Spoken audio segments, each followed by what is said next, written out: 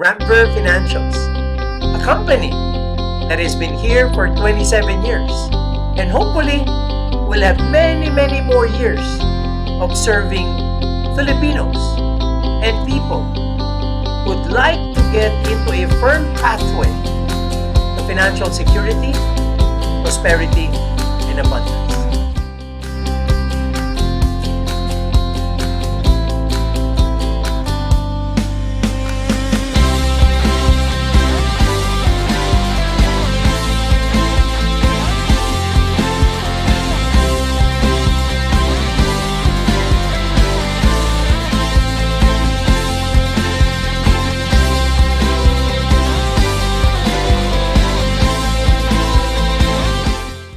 Kamusta po?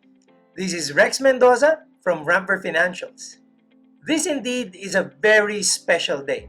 Ngayon po ay 27th anniversary ng aming kumpanya. But obviously, because of the signs of the times, we cannot celebrate this milestone in the way we like.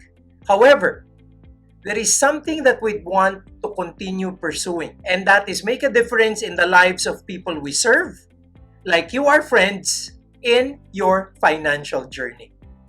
So we were thinking about doing something special.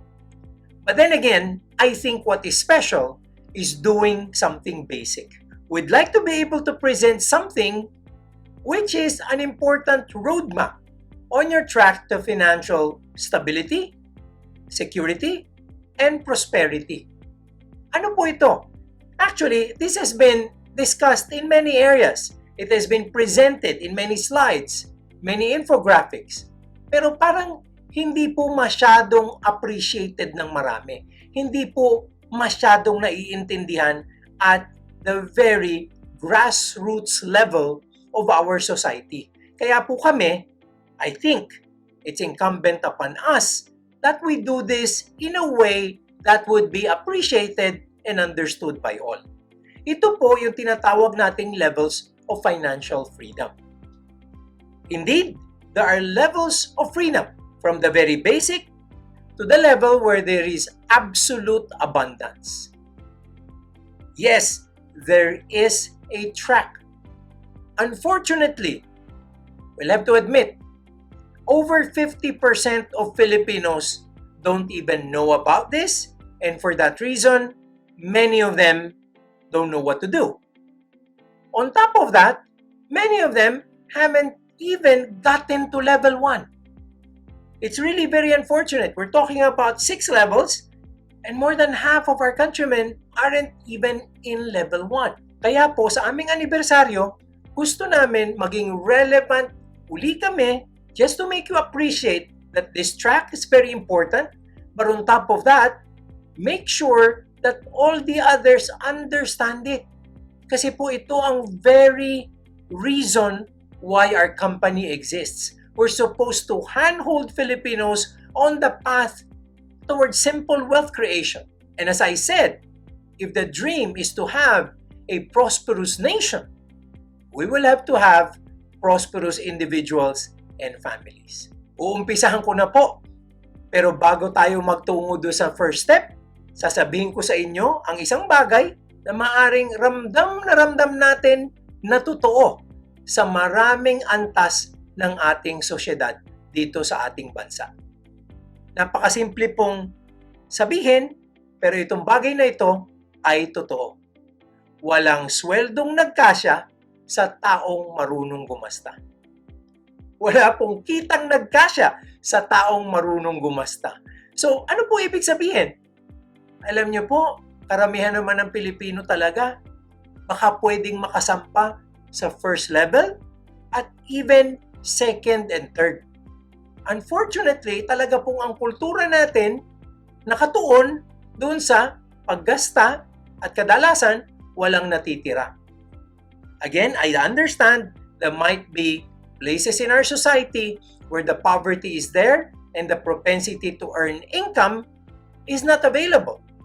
However, as I say that, there are other places in society where people are actually earning more than what they need. Unfortunately, hindi po nila nagagawa ng paraan para iangat ang kanilang pamumuhay para naman maka-achieve sila ng higher levels of financial freedom. So, again, para sa amin po, it's always about empowerment. Dapat po tumulong tayo sa ating mga kababayan na nangangailangan.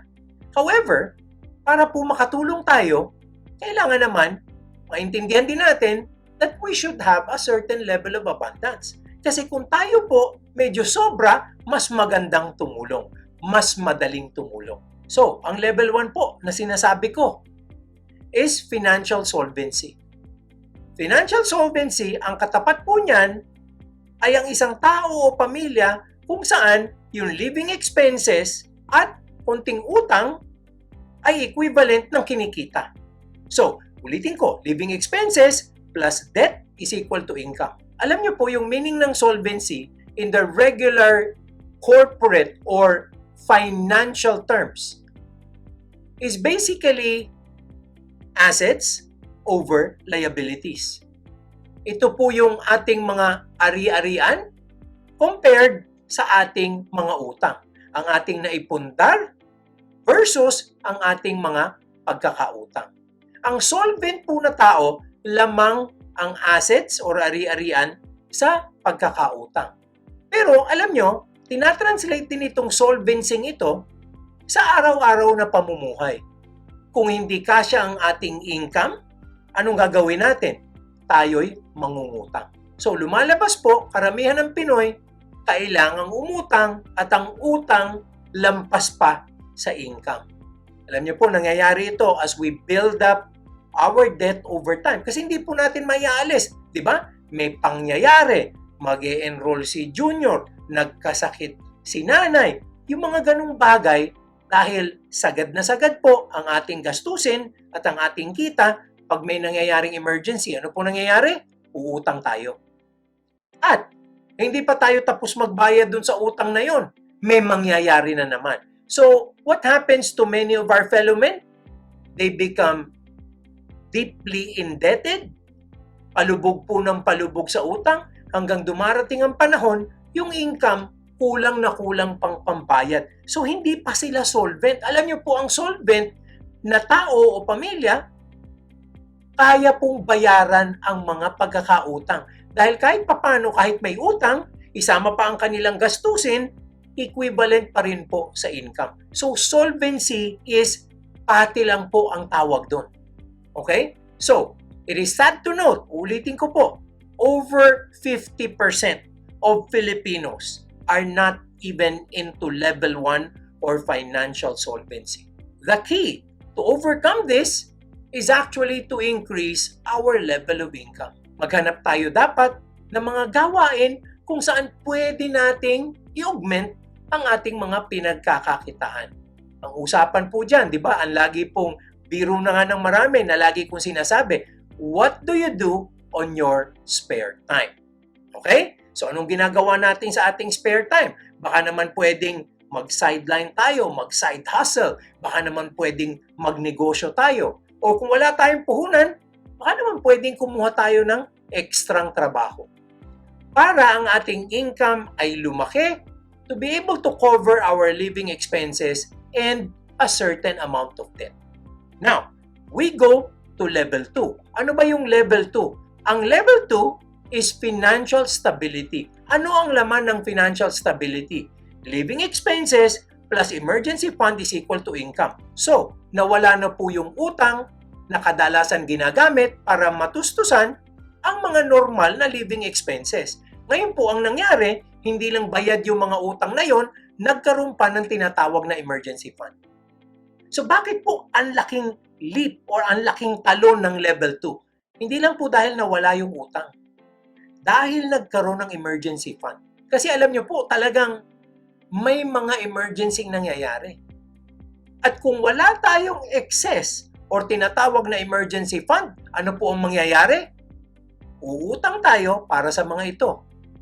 Pagkakasakit, aksidente, at hindi lang po sa ating immediate family.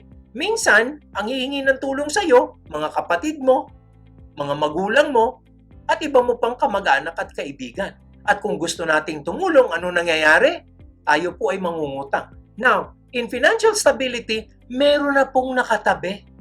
na emergency fund na kung may pangyayari, may huhugutin at hindi na mangungutang. Malaking bagay po yon. Ibig sabihin, stable na siya. Ang kinikita niya, angkop na sa kanyang ginagasta at meron pa siyang tinatawag na buffer fund. Now, ano naman po ang level 3? Ang level 3, next na step is financial freedom. Okay, malaking bagay din po ang talo nito. Bakit? Kasi yung living expenses at pagkakaroon ng emergency fund, nadagdagan pa ng pag-uumpisang mag-invest. Ayan, nagkakaroon na ng tinatawag na passive income. Kasi may naitabi na kumikita ng pera. Pero hindi naman po ibig sabihin na from here at saka dun sa level 2 na absolutely walang utang eh. Uulitin ko lang po para malinaw. Ang nawala po sa level 2 at level 3, yung mga pagkakautang na actually pangtustos sa emergency o sa pang-araw-araw na gastusin. Pero yung pagkakautang po na tinatawag na mortgage, okay lang po yan dahil bumili kayo ng bahay, bumili kayo ng isang malaking asset, syempre babayaran nyo pa rin yun. At kaya nyong bayaran sa inyong income. Now, why is this very different? Kasi po pag sinabi nating mortgage, meron pong asset na katapat eh. May asset pong katapat. Yung dating utang kanina dahil pinantustos mo sa emergency or pinangtakip mo sa isang bagay na dapat kaya ng sweldo mong pagbayaran, wala pong katapat na asset yun. Ito, push comes to shove, pwede mong ibenta at pwede kang makakuha ng pera pambayad ng utang mo. So basically, sa isa pong mortgage, maganda dahil may tinatawag ka pang equity. Dahil obviously, may asset na katapat at may equity ka pa doon. So okay lang po dahil ito ay long-term debt na karamihan naman ng pamilya kailangan pagdaanan kung sila ay gustong makapagpundar ng malaking bagay kagaya ng isang magandang tahanan. Okay? So ang bahay po, okay na, iutang yan sa marami. So ang nangyayari, sagot po ng income yan. Plus, ito nga po yung importante. Aside sa pagbabayad dyan, sa living expenses at meron ng emergency fund, nakakapag-invest na po. So level 3 is when you really have a very positive thing going for your financial life. Kasi po, hindi na lang natutustusan ng pangangailangan, nagkakaroon na po ng konting pagpupundar. Okay? Yan pong pinupundar na yan, darating ang panahon, kikita yan para sa atin. And you will remember that this has to be a step that's required para makarating tayo sa level 4. Kasi ang level 4, financial security na. Yung mga naitabi natin na investment, darating ang panahon, kikita na yan. At yung kita niyan sa level 4, matutustusan na ang inyong survival expenses. Ito po yung tinatawag nating bare minimum na ating mga pangangailangan. Makakapag-survive tayo. Siguro ito yung mga essentials, pagkain, gamot, vitamins, utilities, tubig, kuryente, yung survival income, pag yan po, natutustusan na ng inyong investment income. Ano ibig sabihin yan? Kung may mangyari man, mawalan man kayo ng trabaho, mabubuhay pa rin kayo. Maitutuloy nyo pa rin ang kabuhayan, pag-aaral, at matutustusan nyo ang pangangailangan ng mga mahal nyo sa buhay. So, financial security is very important dahil ang ibig sabihin po nito, habang nagtatrabaho ka pa, kalakasan nun, mas malaki na ang nai-invest mo. Kasi yung investment mong malaki, kumikita na. At dahil may kita ka pa, na pantustos ng mga gastos mo, palaki ng palaki ang nai-invest mo. And that's the reason why, ladies and gentlemen, we tell a lot of our friends, a lot of our clients, that it's very important to get to level 3 and 4 very early. Level 3 and 4 get you to that space where you now begin loading up on assets that will pay you back in the future. Kasi po, pag lagi tayong nasa level 1 and 2, ano ibig sabihin? Tayo nagtatrabaho, tayo nagpupumilit kumita. Para pong treadmill yan. Kung hindi tayo makakaakyat sa level 3 and 4, para tayong tumatakbo sa treadmill na wala tayong patutunguhan. So dapat po makapag-invest tayo to earn that passive income. At ano naman po ang susunod dito sa financial security? Aba, darating po ang panahon dahil maganda ang inyong disiplina, napalaki nyo ang inyong investment base, ang cash flow niyan hindi na lang makapagdudulot sa inyo ng survival expenses. Darating po ang panahon, aakyat kayo sa level 5, financial independence. Kalayaan! Anong ibig sabihin nun? Yung investment yung naitabi, aba, kaya na ang 25 times ng inyong annual expenses. Annual living expenses save up for 25 years. Ano ibig sabihin nun? Abay, kailangan ka pa bang magtrabaho? 25 years na gagastusin mo, na itabi mo na. Di ba? Kaya independence. Anong ibig sabihin ng independence? Ito po. You are going to work just because you want to, not because you have to.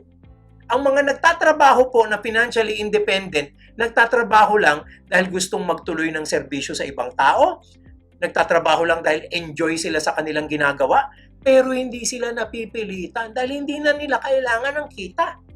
Biro nyo, naitabi na nila ang 25 times ng kanilang annual expenses. At kung wala silang kikitain sa 25 years, kaya pa nilang tustusan ang kanilang sarili. Ang katapat po niyan, maaaring ito, na yung investment cash flow equivalent sa regular living cost or regular living expenses. Isipin nyo, ang lahat ng investment nyo, ang lahat ng assets nyo, kumikita para takpan at tustusan lahat ng inyong living expenses.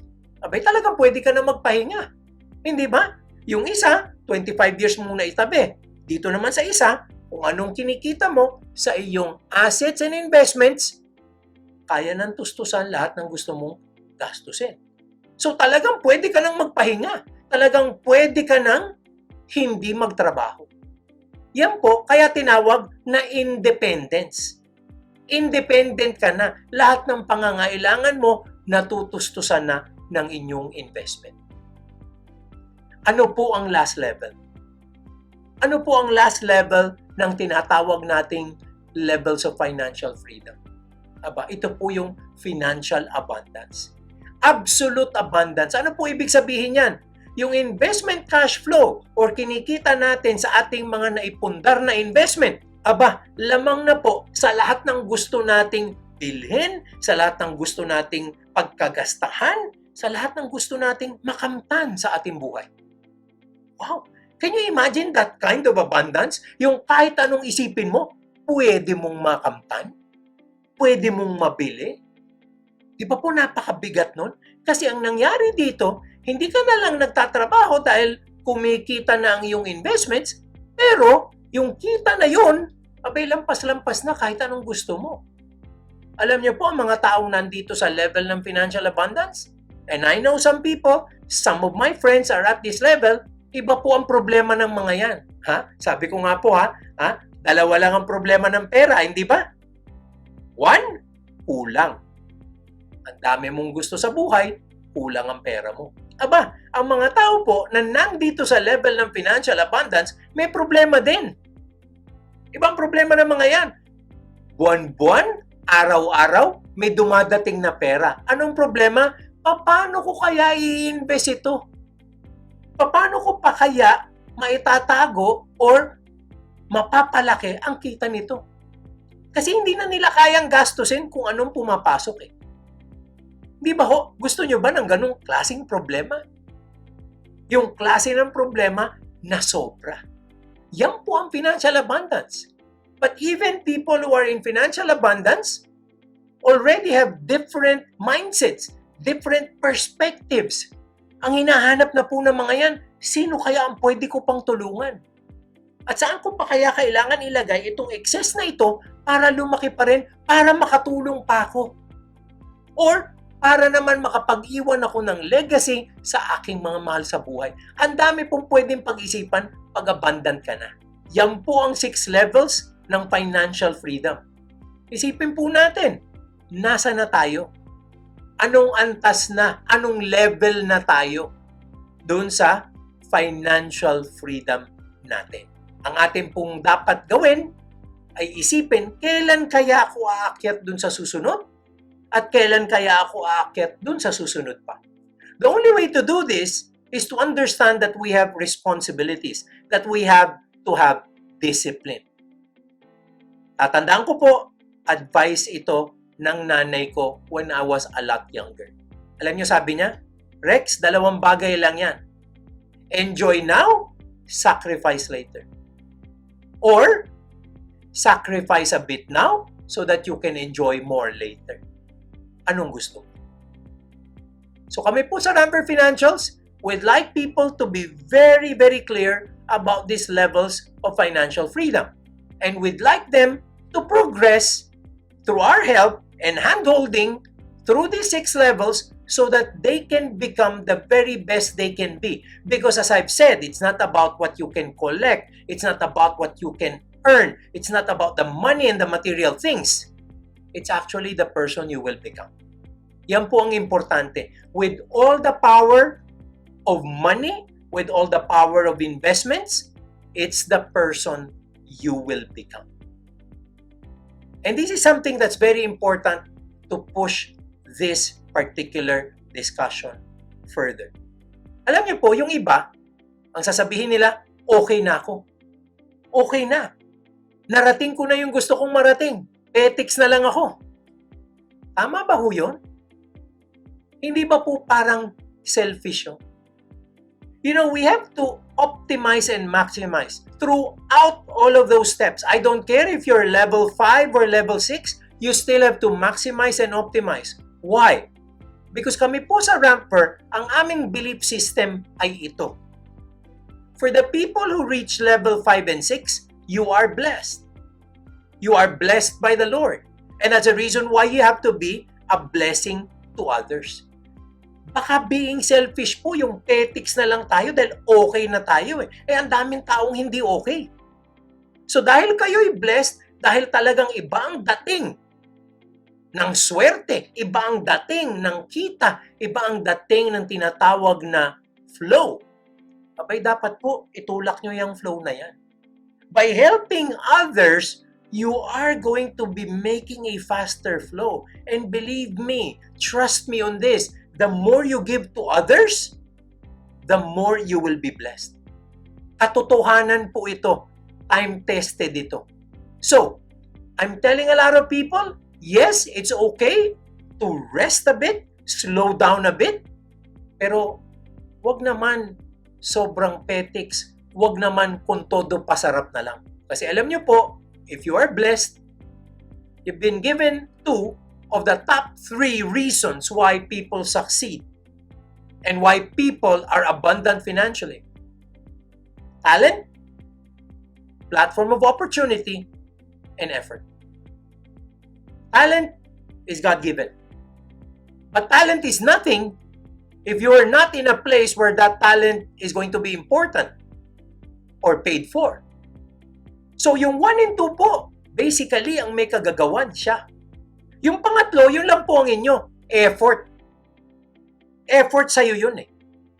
So if you have the right talent and a platform of opportunity by pushing effort, you're going to be abundant.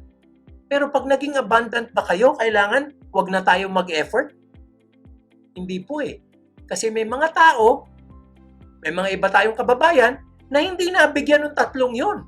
And it's up to us to share our bounty with them. It is up to us to make sure that we share and make that difference. There are many people who need our help and that's the reason why we have to have relevant contribution. So dapat po tuloy ang disiplina, tuloy ang creating of value because whatever it is that we're doing correctly, we can maximize and optimize to be able to share more with others. Alam po ninyo, sa aming anibersaryo, gusto naming ma-share sa tao why we do what we do. Why we want people to move from where they are to security, prosperity, and abundance. Kasi po marami pang ibang kailangan tulungan. And that's the reason why after 27 years, after 10 billion in assets under management. And a little short, konti na lang po, 50,000 na ang aming kliyente. Can you imagine that? 27 years. At the end of the day, it's all about mission and purpose. Ang Rampver Financials po hindi matatapos hanggat may Pilipinong nangangailangan ng tulong sa larangan ng financial literacy at financial abundance. We have partnered with many. Our principals in mutual funds, in non-life and life insurance, in healthcare, in online stock trading, in MSME loans, and even in distribution. Kailangan po ma-special mention ko yung aming mga partners sa IMG. They're very special to us because they are such a huge group and they're growing even more substantially as they reach out, not just within the shores of the Philippines but beyond. Alam niyo po, habang maraming nare-reach ang Rampver Financials, mas na-fulfill po namin ang aming mission.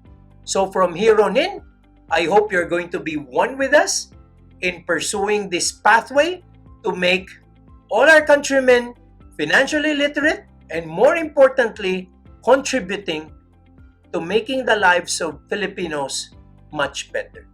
Again, this is Rex Mendoza from Rampver Financials, a company that has been here for 27 years and hopefully will have many, many more years of serving Filipinos and people who'd like to get into a firm pathway to financial security, prosperity, and abundance. Thank you so much, and God bless us all, always.